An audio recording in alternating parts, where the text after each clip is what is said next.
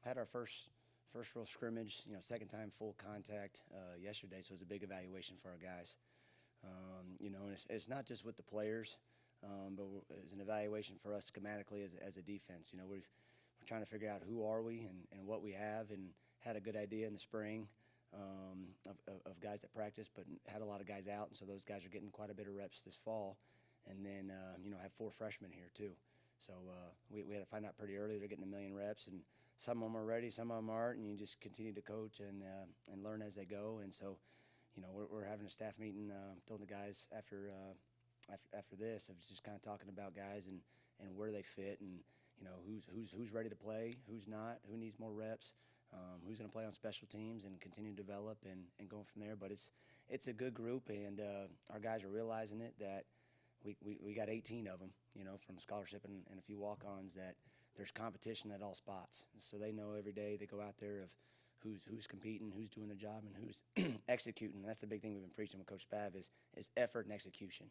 Because we've played hard, and that's been the history. Everyone's played hard, and the bottom line is you got to do your job and execute, and that's what ends up ultimately winning you games. So head coach is doing a great job in practice of not just scripting stuff, and we're putting in a bunch of different situations from 2-minute to third down to second down and play it out. And so it's great for our kids that you just don't go out there and just run plays, that they're put in situations and understand how different parts of the game and try to put them in those situations, so when the game comes, they've been in it. But I know Spav Zach is good for him, because he's put in some situations as a play caller to do it too, and we're trying to figure out, okay, that's a great call, we can call this, or this isn't. Okay, well, what's best for our kids and who can do what? And so it's been really good, and our guys, it's a great group. I love coaching them, and they're doing a good job competing every day. What did you see out of the guys in yesterday's scrimmage? Well, the good thing for me, and obviously, is evaluating a lot of the DBs around all the special teams. So what I wanted to see is some opportunities and chances to make plays in space, which in the spring I still had some question marks, because we didn't have many of those in space, which is good as a DB coach. You don't want necessarily the better off if there's plays not in space, then the front seven's doing their job. But at times that's the nature of the game. That's what it is. It goes fast, and plays are in space. So I wanted to see who could tackle, what young bucks were out there that could do a job and communicate and kind of step back a little bit. As a position coach, at times you want to get out there and make sure they're in the best position to succeed. And a lot of times you're almost out there playing for them. But I know when we get out there in Kyle Field, they're not going to hear anything from the sideline. So it's all ultimately up to them, if recognizing the formation, communicating with another, because at the end of the day, if you don't get lined up and communicate, you can't execute. And so that's been kind of the tone and the message for everybody, is execution, competing, and then just being consistent and making them earn drives and not giving up big plays. Where have you seen the group improve the most since the spring? Well, obviously, it's some depth, and what we're trying to find out is, you have to play multiple guys. You can't just have 5 guys. We have 5 guys out there in our nickel, and obviously we're going to play some base for some of these teams that like to run the football, and then you gotta develop a nickel or a dime and sub package. But who can go in there and sub guys out? Because as you go through it, all of a sudden you're in there 6 and 7 plays, and teams continue to go on and drive. You got to have some subs in there. So who can go in? Who ultimately what puts them in the best position to be successful? And then now it's just figuring out, okay, what are we schematically? What can we do? And putting those guys in positions. And obviously we cross-train guys. Some guys are playing some corner, playing nickel and safety, and going back and forth. And so I think the biggest thing is there's ultimately depth, which is new to some guys, and I don't know how much depth that has been in the past, but it wasn't much this spring.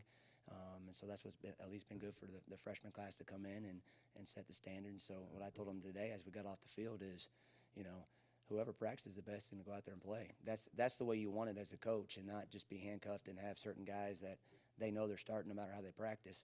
We got guys, whoever practices the best will go out there and play. And even guys that come in and get in throughout the game and sub in, if they're performing at a high level, they may stay out there. So that's what we're trying to find out is what, you'd like to have at least 10 of those guys and go in there and help you out. And so yesterday was a big evaluation, and then Saturday will be as well. Tell us a little bit more about the freshmen. How much do you feel like they'll be able to contribute this fall? It's we're gonna have some guys play for us, and it's up and down. It's night and day. So one day one of them might have a great day, and then they get out there, and the next day they end up, kind of taking a step backwards. And Is it hard to play as a freshman at DB? Yeah. Corner sometimes it's a little bit easier if they're physically ready for it. It's less mentally. But at safety and nickel, there's a lot of communication that goes on, and like I told them all the time, it's DB life's not for everybody. It's hard. You got to adjust and adapt to everything that the offense throws at you. You don't just memorize something and I'm running this route. I just have this.